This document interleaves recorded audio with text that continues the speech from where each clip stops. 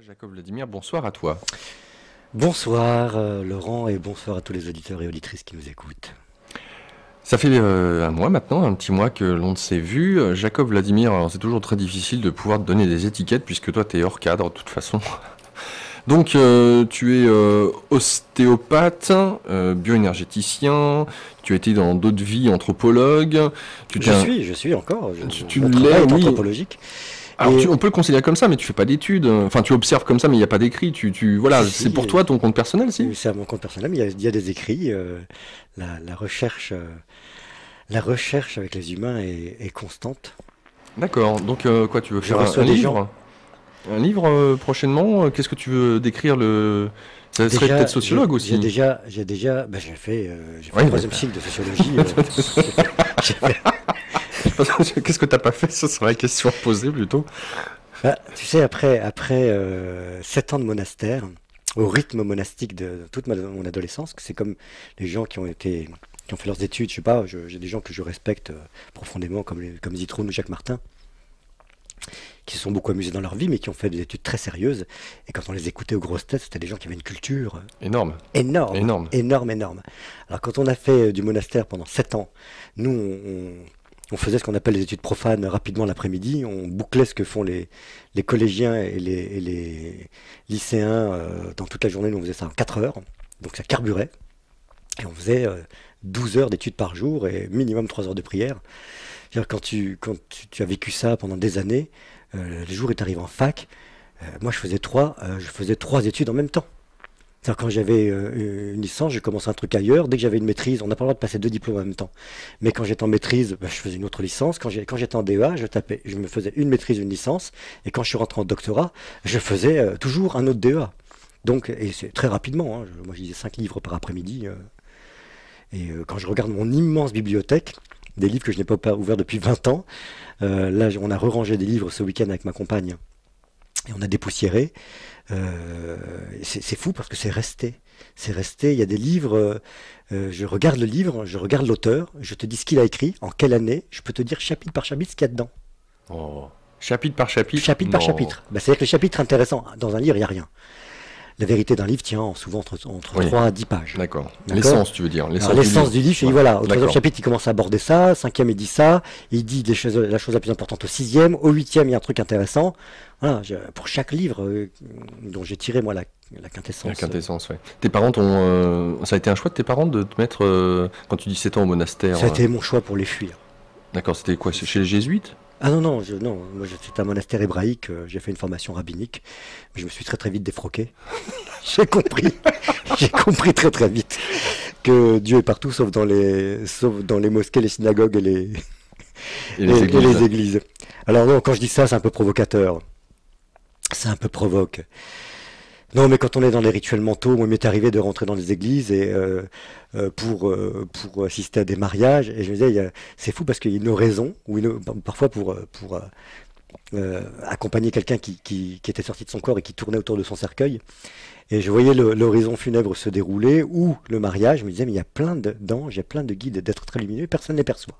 Ils sont dans une prière et ils ne perçoivent pas la lumière, les êtres qui sont venus.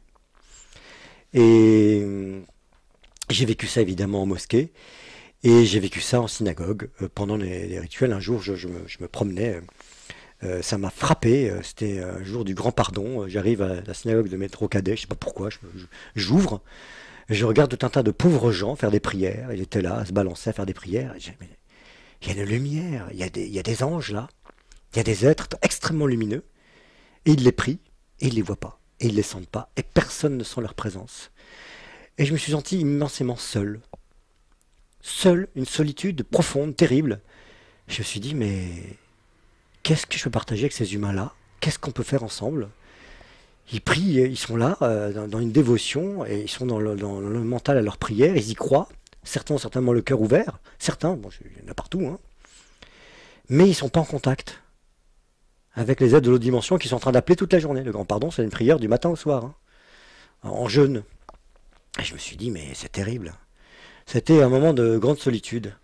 Et je suis sorti de là en me disant, mais finalement, alors ça va être égotique ce que je vais raconter.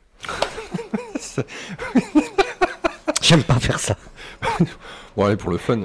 Pour le fun, je me suis dit, ben, moi je suis pas dans la synagogue, mais je suis plus en contact. Non, mais c'était un fantasme.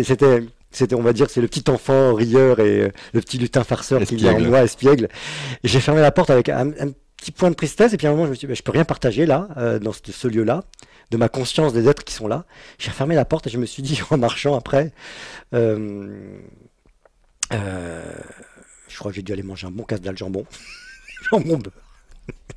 Non, mais bon, c'est encore de la provoque. J'ai remercié le, j'ai dû remercier le porc. Tiens, ça, décroche-toi de ton corps. Tiens, je te fais une spirale, monte dans la lumière. Et puis je me suis dit finalement, bon, je suis pas en train de prier à la synagogue, mais je suis quand même beaucoup plus en contact avec les êtres avec lesquels je suis entré en contact pendant ces quelques secondes, avec lesquels je reste sur ces fréquences-là, parce que c'est juste des fréquences radio dans le cerveau. Hein. Je reste sur ces fréquences et puis finalement, ça ira très très bien comme ça. Et Qu'est-ce que pendant 7 ans au monastère, alors là aussi, tu as dû te sentir seul? Parce que, alors on rappelle pour les auditeurs que tu as toujours gardé cette connexion à cette fréquence, on va dire, ou à ces fréquences. bah, ni mes parents, c'est très très dur quand je dis ça, mais il y a des gens qui comprennent, qui finissent par comprendre. Ce sont des mots très très durs, mais c'est malheureusement la réalité. Donc je vais répéter cette phrase qui est un peu provocatrice, mais qui dit la vérité. Ni mes parents, ni les adultes autour de moi, c'est-à-dire les proches de mes parents, ni ces années monastiques n'ont réussi à détruire, à me détruire. Personne n'a réussi à détruire l'enfant en moi. L'enfant, je ne parle pas de l'enfant blessé, je parle de l'enfant de lumière. Alors il y a eu un enfant blessé, il y a eu un enfant frappé, parce que le monastère c'est très très dur. À cette époque-là, j'ai quand même 52 ans. C'était très très dur. On frappait. Je me suis fait défoncer les doigts. Moi j'étais un insoumis évidemment. Donc je me suis fait défoncer les doigts à coups de règle, panaris, ongles éclatés, hein, à coups de règle en fer.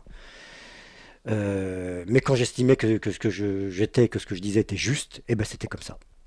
Et donc je ne demandais pas d'excuses, je ne demandais pas pardon. Et il m'est arrivé qu'on me dise, tu es en quarantaine, plus personne ne te parle.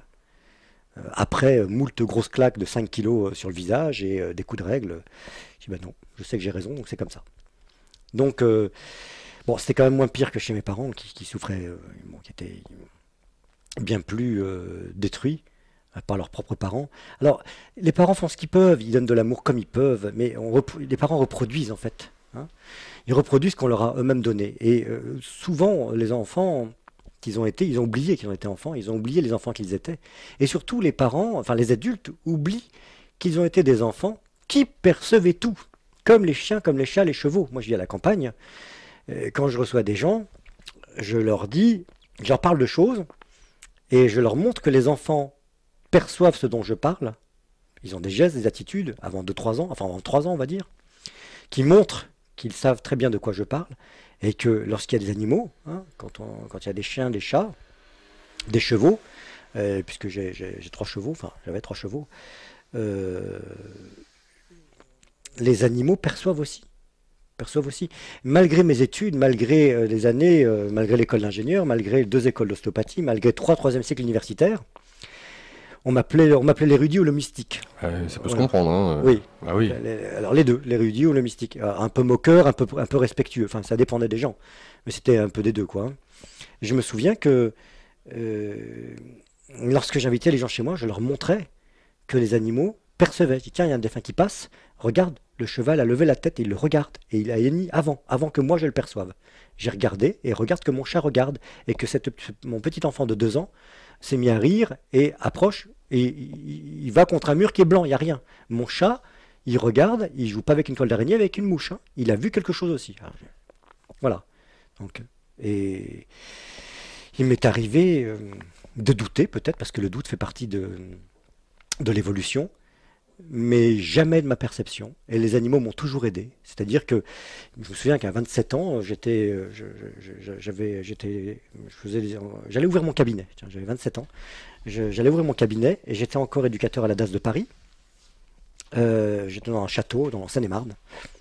Donc pour le compte de Chirac, hein, parce que tous les délinquants, les gens enlevés de leurs parents, étaient mis dans des propriétés hors de Paris. Et j'avais amené ces adolescents très perturbés dans une colo, on faisait du cheval. Bon, et il y avait une monitrice d'équitation, moi je montais bien, qui était passée derrière parce que deux jeunes gens perturbés, hein, et donc névrosés, et très très mal, très nerveux, excitaient les chevaux, et les chevaux ne piaffaient, enfin étaient mal, quoi. Bon, étaient tendus. Les chevaux ne supportent pas les humains qui ont de grosses tensions. C'est très difficile pour eux à supporter parce que ce sont des êtres, ce sont des animaux de proie, pardon. Et un animal de proie, ben, c'est difficile pour lui de supporter un être qui est très stressé. Et donc, elle passe à l'arrière, je passe devant, et je me souviens de cette expérience forte. Mon cheval se cabre et me fout par terre. Je me relève immédiatement, je le prends à la sous-mentonnière, donc pour le calmer, et il ne veut pas avancer. Et je fais un grand détour, et à ce moment-là, j'ai vu l'ombre. J'ai vu une ombre grande avec une espèce de par-dessus, un chapeau. C'était une ombre noire, sombre. C'est quelqu'un qui est mort là. Je ne me suis pas posé de questions. Et plus on approchait, là, malgré le détour dans les sous-bois, et plus le cheval était tendu, je l'ai calmé. Je lui ai dit, je le vois. Je lui ai dit, je le vois. On va passer de l'autre côté. Bon, on va s'éloigner. Il y a des expériences comme ça très très fortes. Donc, on ne peut pas douter. On ne peut pas douter. Je me souviens que mon père m'a dit, peut-être 2 ans avant de mourir, je lui faisais une séance, et là il m'a avoué, il m'a dit des choses. Euh, j'ai vu les pauvres gens qu'il a tués toute mon enfance, les fantômes. Il était glacé, mon père, avec plein de fantômes autour. Et tous les pauvres gens qu'il a trucidés, de pauvres gens qui n'avaient rien fait, qu'il a trucidés au couteau pour les finir, pour pas user une balle dans les rizières, parce quand il restait 4 mois dans les rizières, il a dit, bon, passons. Il disait, il m'est arrivé de terminer au couteau des pauvres gens qui venaient avec des charges de dynamite pour nous exploser. Et C'était durant la guerre d'Indochine? oui, oui. Et il m'est arrivé d'achever des gens qui étaient en train de mourir, quoi. Et un jour, il m'a dit, 2 ans avant de mourir, mon père avait le syndrome de la sentinelle. C'est-à-dire qu'il dormait sur le coude, et puis dès que quelque chose bougeait, il ouvrait un œil. Donc voilà, il est mort après 70 ans comme ça, et 2 ans avant de mourir, seulement, hein, c'était il y a 8 ans, il y a 10 ans, il m'a dit, dès que je ferme un œil, ils sont là, je les vois. Voilà. Et c'est là que je lui ai dit, papa, moi je les ai toujours vus. J'ai passé toute mon enfance avec tes fantômes. Et tu ne lui avais jamais dit? Non. Et, J'ai jamais dit un mot dans mon enfance. et alors? Qu'est-ce qu'il t'a dit? Bah, silence. Comme tous les gens de cette génération, c'est le silence, quoi. C'est un silence, c'est un silence profond, une communion dans le silence. Lui qui m'a dit, reste ouvrier comme ton père, t'es pas un bourgeois, ça te colle aux bottes, ils t'accueilleront jamais. Il savait pas ce que c'était qu'une licence, une maîtrise, ou un 2A ou un doctorat, donc bon, je lui disais pas ce que je faisais. Mais je me souviens quand j'étais à la DAS de Paris, quand à 27 ans j'ai ouvert mon cabinet, je lui ai dit que j'avais donné mon préavis, qu'il fallait 6 mois à l'époque pour donner son préavis. Et il m'a dit, mais reste fonctionnaire, tu auras une bonne retraite. Je dis, papa, c'est ça, je vivrai avec 1000 € toute ma vie, et puis je vais attendre d'avoir une bonne retraite à 1000 € pour commencer à vivre. Je dis, mais je peux pas. C'est pas ça ma vie, je fais ça pour ne pas être à l'usine, parce que c'est trop dur. Je peux pas faire des études et être à l'usine. J'ai tenté, j'ai goûté, c'est pas possible, quoi. Les gens souffrent trop, c'est épuisant, c'est épuisant. Euh, moi j'étais suicidaire quand j'étais à l'usine, hein. Au bout d'un moment, quand j'avais pas trouvé autre chose l'été, je me souviens que je pointais au bout de 2 mois d'usine, je pointais à 10 heures et je repartais à 16 heures, quoi. Tellement j'avais plus la force de partager avec ces gens cette soumission, cette domination, cet écrasement qu'ils acceptaient, hein, contre leur essence, contre leur maître intérieur, c'est terrible, c'est terrible. Donc et puis cette inconscience, cette inconsistance, parce que quand on est inconscient, quand on se soumet, il y a une telle souffrance qu'on écrase toute sa conscience. On se bunkerise. On se bunkerise, voilà, on met de telles défenses que même ça, c'est insupportable. Qu'il n'y a plus de conscience de soi et ça donne une inconsistance totale. Voilà, des gens pour lesquels l'horizon, c'est bon. Alors l'aspect positif, c'est de voir leurs petits-enfants, mais l'aspect détruit, c'est de picoler, de jouer, de gratter des trucs. Bon, son horizon, puis vraiment, Oui. voilà. Tu as donc eu l'occasion de faire ou d'approcher toutes sortes de thérapies. Pour structurer. Oui. Alors le MDR, entre autres, oui, plein, c'est-à-dire que plein de pratiques comme cette dernière, voilà, j'ai 52 ans, donc PNL. lorsque j'avais 25-30 ans, forcément, je m'intéressais à tout ce qui était alternatif, et puis j'ai eu des gens qui m'ont aidé, parfois par une simple parole. Autant mon père me disait reste ouvrier, et puis tu vas ouvrir ton cabinet, mais tu vas aller en prison parce que ce que tu fais, t'es pas médecin. J'ai dit mais papa, j'ai fait des études, hein, j'ai fait psychopatho, j'ai fait anthropologie. Euh, bon, il comprenait rien à tout ça, mais ça n'a pas d'importance. Et puis je me souviens que des gens, par une simple parole, ont peut-être supplé le père négatif qui comprenait pas tout ça. Mais moi, je n'écoutais pas, hein. Moi, je suivais ma route. Mon père comprend rien, c'est tout. Voilà, je me disais, mon père comprend rien à tout ça, et puis tant pis, c'est tout. Mais il y a eu des gens qui m'ont, parfois par une simple parole. Je me souviens de ma rencontre avec Cochetel, avec Léandre Cochetel. Ça a été extraordinaire. Il m'a regardé, il a touché sous mes côtes à gauche. Il m'a dit le méridien de la femme enceinte est ouvert chez toi. Tu es un porteur d'âme, tu es un passeur d'âme. Alors, puis on s'est côtoyé. Euh, on s'est côtoyé et j'ai été assez court pendant 1 an et demi, 2 ans. Il m'a viré. Il a fini par me virer. Il m'a dit écoute, d'après ce que me disent tous les autres, quand je te mets à l'atelier, t'as rien à apprendre. Donc tu perçois l'acupuncture, apprends l'acupuncture, tu vas structurer ta perception. Tu les touches exactement où il faut, comme il faut. Donc il me dit qu'est-ce que j'ai rien à te montrer. Il me dit t'as déjà un cabinet? Je dis oui, oui. J'écoute les gens, il me dit arrête d'écouter. Et il m'a montré une table au fond de la salle de formation. Je crois que c'était au bout de 2 ans, oui. Il m'a dit écoute, c'est ma première table il y a 35 ans, ma première table fétiche, je te la donne. Et puis commence à allonger les gens et touche-les. En même temps que tu leur parles et que tu les fais parler. Et voilà, ça, ce sont des rencontres. Voilà. Bon, évidemment, ensuite, je me rendais bien compte qu'en fac, on ne pouvait rien apprendre, que la kinésiologie a été créée par des médecins américains il y a quand même 50-60 balais. Hein, c'était dans les années 60-70. C'est encore une secte en France, alors que ce n'est qu'une méthode de diagnostic Comme et les de correction. ostéopathes. Voilà. L'ostéopathie n'a été reconnue qu'en 2007. Je me viens de me faire radier, tiens. Je suis plus sur les listes d'ostéopathes d'Île-de-France. Mais je suis libre comme ça. Écoute, je me suis auto-défroqué du monastère, je me suis auto-défroqué de mon poste à la fac, je me suis auto-défroqué de mes recherches à l'INSERM avec Benveniste, je me suis auto-défroqué, et là, ma dernière auto-défroque, je suis plus parti des ostéopathes, je peux plus faire de feuilles de remboursement de mutuelle. Je suis débarrassé de toutes les structures. Enfin bon, voilà, ça, c'est la route. Et chaque fois que je me défroque de quelque chose, c'est encore une évolution.